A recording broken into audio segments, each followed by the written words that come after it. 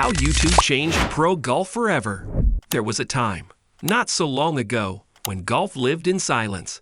The only sound, the whisper of wind across manicured greens, the thud of a perfect drive, and the polite applause of spectators in neatly pressed shirts. Golf was tradition. Golf was patience. Golf was untouchable. But then, something happened. A ripple. A disturbance in the still waters of a sport that had barely changed in a century. A ripple called YouTube.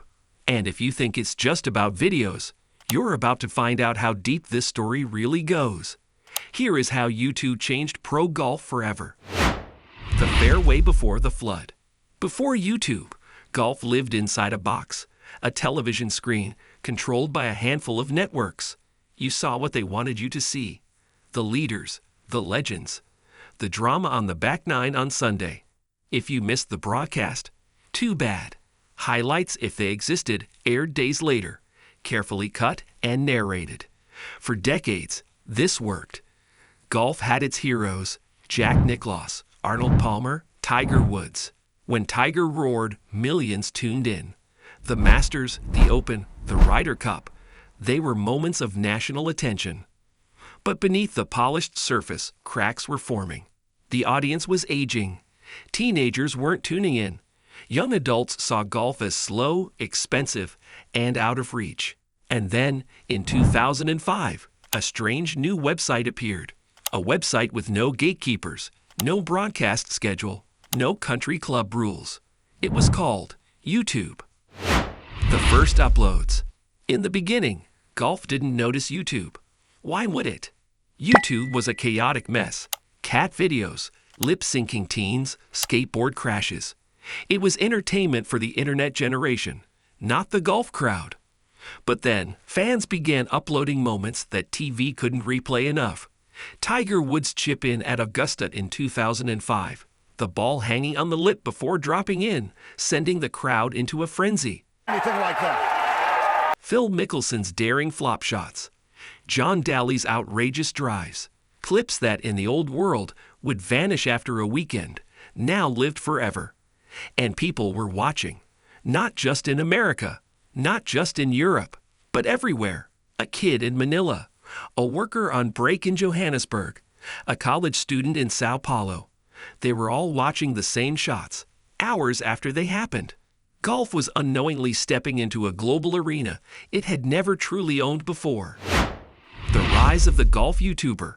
But here's where things got interesting. The people who would truly ignite golf's YouTube revolution weren't pros. They were outsiders, creators who didn't wear blazers or have tour cards. People like Shiels, a former club pro in England, uploading swing tips from a driving range in Manchester. He wasn't a TV personality. He didn't have millions in sponsorships. But he had something golf desperately needed: authenticity. Rick joked about bad shots. He tested clubs like a regular golfer. He spoke in plain English. No corporate jargon, no snobbery. And people loved it. By the late 2010s, his channel had millions of subscribers. And he wasn't alone. Peter Finch, Me and My Golf, GM Golf, Bob Does Sports. These channels didn't just show golf. They made it entertaining. They filmed matches on public courses. They did ridiculous challenges, like playing with only one club. They brought in celebrities, influencers, and sometimes actual pros. And the views exploded. Golf wasn't just a sport anymore. It was content. And content is power. The pros take notice. At first, professional golfers were cautious. YouTube wasn't serious. It wasn't professional. But then, they saw the numbers. A single video could reach more viewers than a year's worth of televised interviews. Bryson was one of the first high-profile players to go all in. His channel didn't just show tournaments. It showed the science behind his game, the training, the tinkering with equipment. Paige Spiranak blurred the line between golfer and influencer, using YouTube to mix tips, challenges, and personality-driven content, amassing a following larger than many PGA pros combined. Even Phil Mickelson, a legend of the old guard, dipped his toes in, creating bite-sized Phil's Tips videos that became instant hits. For the first time in golf's history, players didn't need a media crew, a network, or a PR department to reach fans. They just needed a camera and an upload button. A global game. YouTube did something no broadcast deal could. It erased borders. Before, a golfer from Thailand, South Korea, or Argentina could be a national star and still be virtually unknown elsewhere, unless they won big on the PGA Tour.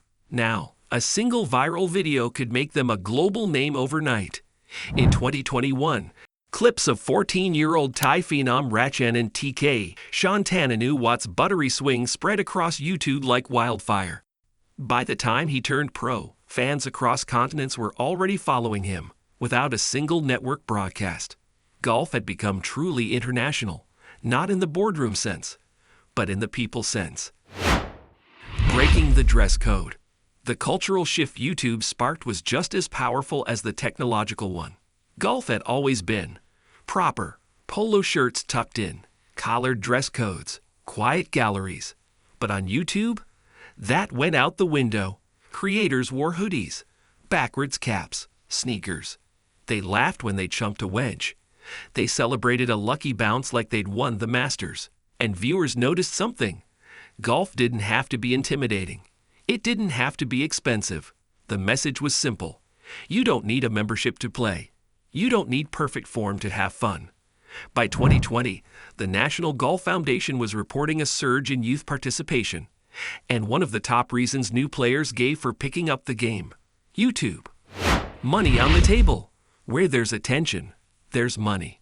YouTube gave golfers, both professional and amateur, a new income stream. Ad revenue, sponsorships, affiliate deals, merch. A viral club review could sell out inventory overnight. A course vlog could turn a sleepy local track into a tourist destination. For smaller creators, this meant turning passion into a career. For pros, it meant doubling or tripling their earnings without winning a single event. The business model of golf was evolving. No longer was success measured solely by trophies, but by subscribers. The clash with tradition. Of course, not everyone celebrated. Purists said YouTube cheapened golf, that it turned a dignified sport into clickbait. Some tournaments banned on-course filming by creators. Others clung to restrictive TV rights deals, limiting what could be shared online. But the younger audience didn't care about gatekeeping. They didn't want just the polished broadcast. They wanted the raw moments, the trash talk, the fails, the in-between shots that told the real story. And YouTube delivered. The Live Golf Shockwave.